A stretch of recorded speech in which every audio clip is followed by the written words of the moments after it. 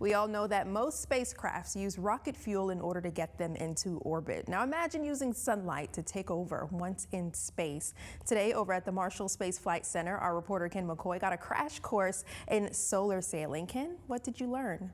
So, Kanisha, I know this thin piece of film that I have may not seem like much, but thanks to our friends over at NASA, it will help further space exploration. Cruising through space on sunlight was the focus at Marshall Space Flight Center, where NASA's newest solar sail was on display. The sail is a full-scale prototype of one of 4 sections, or quadrants, designed for the Solar Cruiser spacecraft. What you see behind me is 1/4 of the next generation sail. It's called Solar Cruiser, and when fully deployed in space, it will be 4 times larger than what you see behind me. It's a thin film plastic coated with aluminum, optimized to reflect sunlight.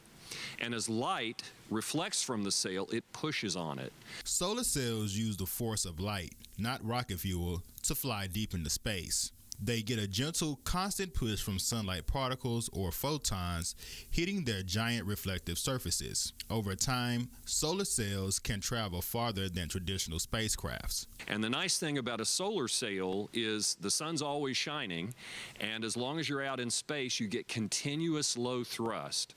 And over time, this can accelerate you to some pretty high velocities, and it gives you the capability to maneuver in space indefinitely without fuel. And there are added benefits to this method of travel. We're geared towards heliophysics right now to understand the sun. The weather is beautiful outside right now. It might not be beautiful in space. And with Solar Cruiser, we'll be able to understand weather in space, which can impact your cell phone, satellites, our daily lives, but also for national security, that our national security is becoming more and more dependent on space. And what this technology will enable is the ability to loiter and be able to collect data, both scientific and relative to what potential adversaries are doing, that will be extremely important for the future.